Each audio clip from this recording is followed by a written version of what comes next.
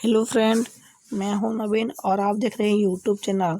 दोस्तों, हाल ही में जीडीएस की न्यू वैकेंसी आई है, नोटिफिकेशन जारी की गई है। तो दोस्तों, जीडीएस का फुल फॉर्म होता है ग्रामीण डाक सेवक भर्ती। तो ग्रामीण डाक सेवक भर्ती का अभी नोटिफिकेशन 15 जुलाई को जारी होने वाला है। तो दोस्तों, आज हम जीडीएस के बारे में ही इस वीडियो में डिस्कस करेंगे।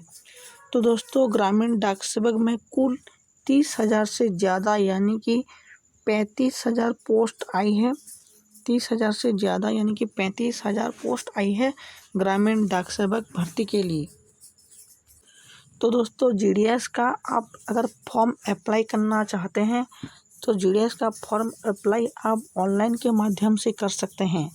तो दोस्तों, जीडीएस का स्टार्टिंग डेट कब है?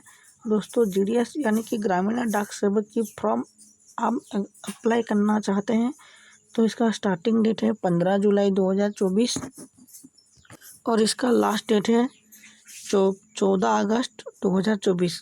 अगर आपकी कोई भूल भाल होती है तो आपको एक दिन का टाइम मिलेगा। 15 अगस्त, मान लीजिए 15 अगस्त 2024 तक इसका लास्ट डेट है।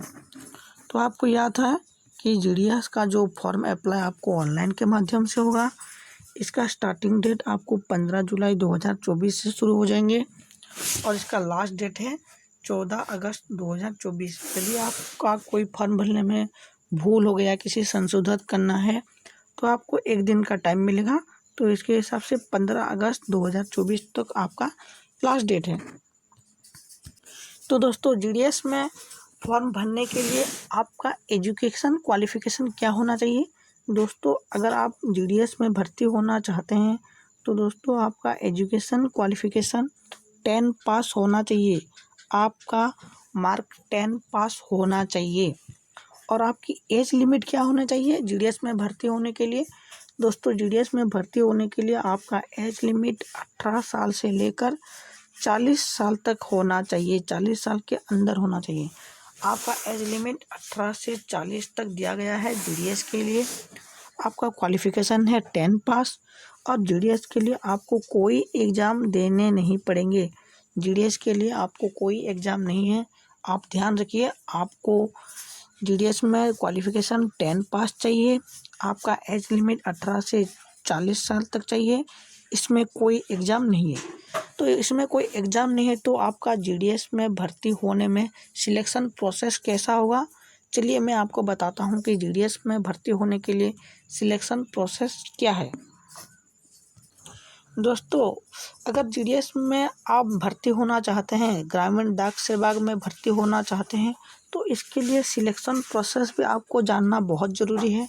तो दोस्तों, सिलेक्शन प्रोसेस आपको एग्ज़ाम नहीं होंगे, नो एग्ज़ाम।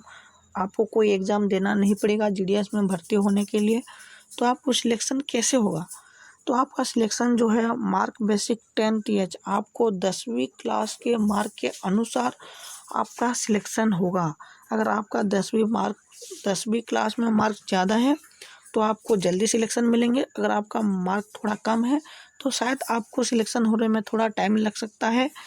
तो दोस्तों, इसीलिए आप जीडीएस की तैयारी अच्छे से कर लीजिए। मतलब ये सब जो नोटिफिकेशन मैं दे रहा हूँ इसके हिसाब से आप जीडीएस की फॉर्म अप्लाई करिए। आपको एग्ज़ाम देना नहीं पड़ेगा। आपका सिलेक्शन प्रोसेस 10 मार्क से ही आपका सिलेक्शन हो जाएगा। तो आप ध्यान से याद रखिए, आपकी 10वीं क्लास में कितने मार्क हैं तो उसके हिसाब से आप जीडीएस में फॉर्म अप्लाई कर सकते हैं। और उसके बाद आपका 10 मार्क बेसिस जब हो जाएगा उसके बाद आपको डॉक्यूमेंट वेरिफिकेशन करना होगा। तो डॉक्यूमेंट वेरिफिकेशन आपको करना होगा, तब जाके आपका जीडीएस में सिलेक्शन होगा। तो चलिए बात करते हैं कि डॉक्यूमेंट वेरिफिकेशन क्या क्या है जीडीएस के लिए। दोस्तों, ग्रामीण डाक सेवक भर्ती 2024 के लिए आपको क्या क्या डॉक्यूमेंट्स चाहिए आज मैं बताता हूँ। इम्पोर्टेंट डॉक्यूमेंट्स जीडीएस में भर्ती होने के लिए। पहला जो है डॉक्यूमेंट, आपको all educational qualification certificate and marksheet देना होगा। आपको 10 क्लास की मार्कशीट एंड सर्टिफिकेट देना होगा। इसके अलावा आपके पास और कोई भी सर्टिफिकेट है कि मार्कशीट है तो आप उसमें सबमिट कर सकते हैं या फिर वेरीफाई कर सकते हैं। तो उसके बाद आपको कास्ट सर्टिफिकेट वेरिफिकेशन करना होगा, जाति प्रमाण पत्र, उसके बाद Aadhaar card, PAN card, voter ID, इन तीनों में से कोई भी है तो आप जीडीएस में वेरीफाई करने के लिए ले जा सकते हैं। Aadhaar card, PAN card, voter ID, इन तीनों में से कोई भी है तो आप जीडीएस के लिए वेरिफिकेशन कर सकते हैं। अगला जो है मोबाइल नंबर, आपके पास अभी जो मोबाइल नंबर है वो मोबाइल नंबर दीजिए ताकि जीडीएस में आपको डॉक्यूमेंट वेरिफिकेशन में कोई भी मुसीबत ना हो। उसके बाद आपको पासपोर्ट कलर साइज फ़ोटो 2 देना होगा, 2 कलर साइज पासपोर्ट फ़ोटो, और उसके बाद आपको अपना सिग्नेचर देना होगा, फुल सिग्नेचर। तो जीडीएस के लिए क्या क्या डॉक्यूमेंट चाहिए? पहला जो है एजुकेशन क्वालिफिकेशन एंड मार्कशीट जो कि 10th क्लास का है। दूसरा है आपको कास्ट सर्टिफिकेट यानी कि जाति प्रमाण पत्र। तीसरा Aadhaar card, PAN card, voter ID, इन तीनों में से कोई भी आईडी होगा तो चलेगा। चौथा जो है मोबाइल नंबर आपको वेरिफिकेशन करना होगा।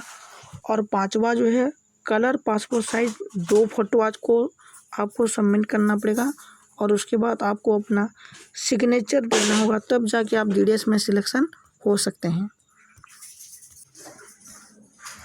दोस्तों जब आप जीडीएस के लिए फॉर्म अप्लाई करने जाओगे तो पूछोगे ना भैया जीडीएस के लिए फॉर्म का फीस कितना है, एप्लीकेशन फ़ीस कितना है। तो मैं आपको बता देता हूँ कि किन किन को कितना कितना फीस देना पड़ेगा। दोस्तों यदि आप ओबीसी कैंडिडेट हैं और जनरल कैंडिडेट हैं, ध्यान से सुनिए, अगर आप ओबीसी और जनरल कैंडिडेट हैं तो आपको जीडीएस एप्लीकेशन में फॉर्म भरने के लिए 100 रुपये फ़ीस देना होगा। अगर आप ओबीसी और जनरल कैंडिडेट हैं तो आपको 100 रुपये फ़ीस देना होगा जीडीएस में फॉर्म भरने के लिए।